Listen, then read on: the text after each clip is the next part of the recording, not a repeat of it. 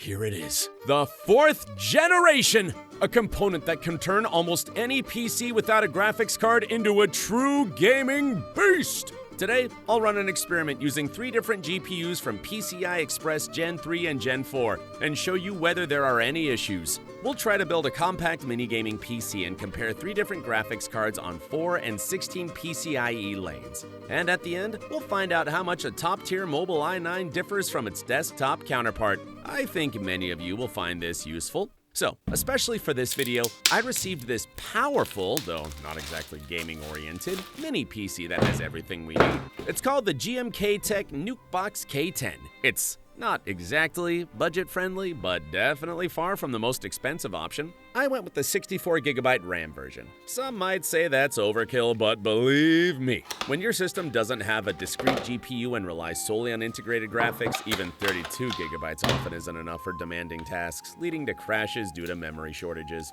This PC has a total volume of just 1.3 liters and a fully metal body. And what I really like, it can be disassembled without a single screwdriver. Everything unscrews easily by hand. On top of that, aside from modern DDR5 RAM, it has 3 M.2 PCIe Gen 4 slots, which is perfect for our experiments. Before we plug in the riser, let's check out the performance of the integrated graphics and see what kind of CPU we're dealing with. The power supply is rated at 120 watts. There are also 2 antennas, and once installed, the PC looks more like a Wi-Fi router than a computer. As for ports, there's a COM port, those who need it know why, 4 USB 3.2 ports, and 4 USB 2.0 ports. There's also 1 high-speed USB Type-C at 10 Gbps and a headphone jack, which, by the way, actually works. I rarely see a mini PC where the jack doesn't sound like it's broadcasting from the underworld. Oh no! It seems that when the mini PC draws 70 watts, it starts to throttle a bit if the lid is closed.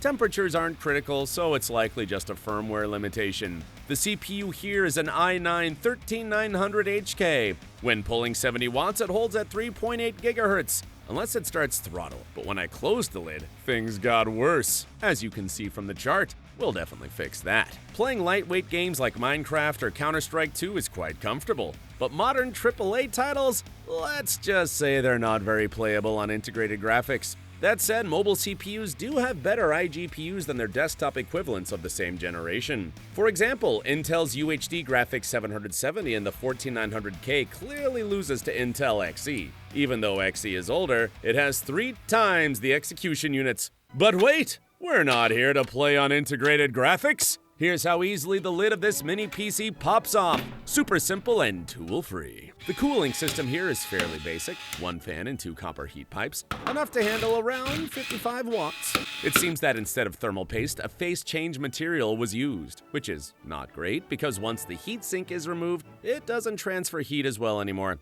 I'll test it, and if cooling gets worse, I'll switch to regular thermal paste. Interestingly, it even looks like they originally planned to solder in a full-size GPU slot. There's actually enough space here, once you remove the expansion board for the secondary monitor, that it's practically begging for a low-profile RTX 5060. Or, at the very least, enough room to stash a couple of pucks. The kind mom really doesn't need to see. As I mentioned earlier, the CPU here can drop to 70 watts, and the VRM area gets noticeably hot. I definitely noticed that. I believe the board is rated for this kind of load, but as you know, Chinese manufacturers love to cut things as close as possible. So, here's what I came up with. I'm planning to install this beefy heatsink, as you can see it's already seen some battles, and place some copper heat sinks on this heat pipe, ones I once bought from AliExpress, link in the description. And here's the part I'm most excited to test, placing heat spreader lids from giant Xeon CPUs directly onto the top of the vapor chamber, or whatever it's officially called. The clearance is pretty tight, but I'm hoping the case will still close properly after that. Just in case, I insulated the surrounding components with regular tape before applying the heatsink. Yes, I know there's proper thermal insulation tape for this, but I don't have any on hand. Next, I cleaned all contact surfaces with isopropyl alcohol to ensure a strong bond. Then I applied double-sided thermal tape to the copper heatsinks. Sure, it doesn't transfer heat as well as thermal pads, but it holds everything together firmly, which is sometimes more important. And hey, it costs almost nothing. The The copper parts? You can salvage those from old boards or scrap metal. Just takes a bit of creativity. I think the best results will come from attaching the heat sinks directly to the copper heat pipe. As you can see, the contact area isn't perfect, but copper's excellent thermal conductivity makes up for that. This section over here is aluminum, but it certainly won't suffer from our upgrade. Quite the opposite. As for VRM cooling, I already test-fitted a heatsink from an old motherboard, and it fits like a glove. I'm planning to reuse its thermal pads separately. No need to waste good materials. It might be old, but I believe its thermal performance is still better than tape. I'll cut it in half and stack the pieces. Then I'll apply thermal tape to our large new heatsink, peel off the backing, and stick it in place. Unfortunately, the darn camera turned off at the worst possible moment. So, here's the finished result. As I mentioned earlier, it holds firm. You could mount the whole thing upside down and it would still stay put. But wait, there's more.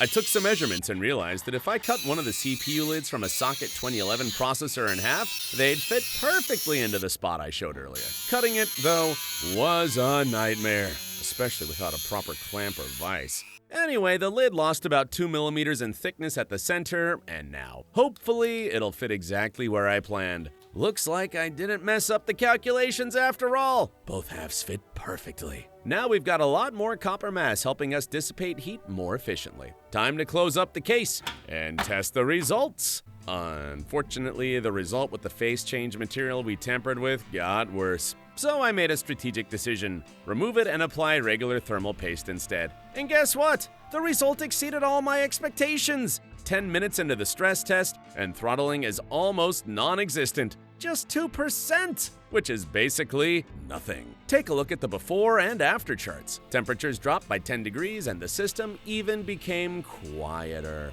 The heat sinks I added are heating up nicely, which means they're doing their job. Without the top cover, temps dropped by another 5 degrees. Now that's what I call a result. Next, through some trial and error, I found that our riser works best when it's in the second middle slot, while the SSD stays in the first. So I plugged in the riser and flipped the PC over. Here's how that looks. I'll start with the smallest GPU, the RTX 4060. As you can see, it only uses 8 PCIe Gen 4 lanes. There shouldn't be any noticeable loss from having only 4 lanes active, but I'll test that and show the results. I'm starting with this card because it's the most compact and visually pleasing option. Almost. Especially if you've got a modular Flex ATX PSU with soft cables, like I do. But I'm using a more budget-friendly version instead, since I didn't yet have the nicer one at the time of testing. As you can see, I bent the riser and placed the GPU on top of the GMKtec NucBox K10. Even with a cheap SFF power supply, we still get a fairly compact PC that takes up very little desk space.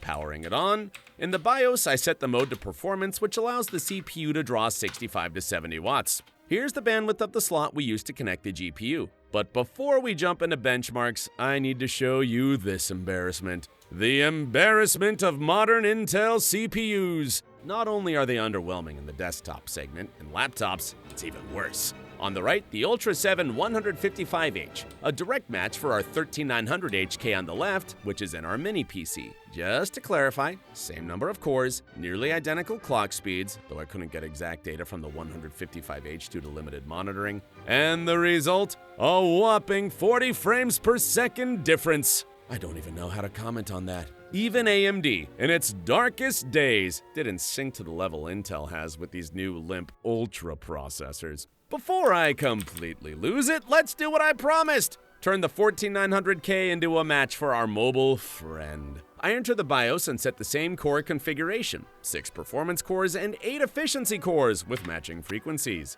In benchmarks, it starts scoring almost identical results. Power consumption is obviously higher since I didn't lower the voltage. And the difference? Just 10 frames per second, most likely due to the slightly faster RAM and larger cache in the desktop chip. Clearly, this isn't i9 level anymore. It's closer to an i5 13400 if you go by frequency and transistor count. Now, about running the GPU through my riser. it wasn't all smooth sailing. The PC booted, the GPU was recognized, drivers installed, but in-game, severe stuttering. And no, it's not due to bandwidth limitations. Turns out the issue was caused by a kink in the riser cable. You have to understand, this is a delicate component, and a budget one at that. The shorter the riser, the fewer signal issues you'll face. Once I straightened the cable, the problem vanished. No more stutters in game, and the CPU has no problem unleashing the full potential of the RTX 4060. There really is a difference between 4 and 8 PCI Express lanes. And in some games, it reaches up to 10%, which honestly feels like a bit much. But what if we use a graphics card with similar performance to the RTX 4060, except on PCI Express Gen 3, and with all 16 lanes fully wired? Will we see greater performance losses? Let's find out using the RTX 2080 as an example. It performs roughly on par with the RTX 4060 in games. By the way, the riser has now stopped stuttering, even when bent the same way as before. I think it's because Gen 3 has much lower bandwidth demands than Gen 4, so our budget RTX 2080 feels right at home in this system. Here's a comparison with the full 16-lane slot. The performance difference is about the same, up to 10%, even though the bandwidth was cut in half. But what happens if we connect an RTX 4090? What kind of losses can we expect? Just a note, ignore any stuttering you might see. As I mentioned earlier, my riser cable is a bit glitchy from being bent too hard in the past. Focus on the average FPS instead. And here the performance drop is even greater. I'd say it sometimes reaches 15%. So, today we confirmed that the GMKtec NucBox K10 mini PC can work with discrete GPUs via the SSD slot. And its processor is powerful enough to unlock the full potential of pretty much any modern graphics card. I'll leave a link to it in the video description. As for pricing, the bare board costs $420, which is absolutely reasonable for a mini PC with this level of performance. Sure, there are alternatives with better integrated graphics from AMD, but let's be honest, even on the best integrated GPU, you still won't get a truly comfortable gaming experience. And considering that this mini PC has 3 slots that can be used to connect either a discrete GPU or up to 8 terabytes of storage, it's genuinely a great option for many. By the way, there's no real overpay for the 64GB RAM version. These modules cost about the same if you buy them separately in retail. Thanks for watching!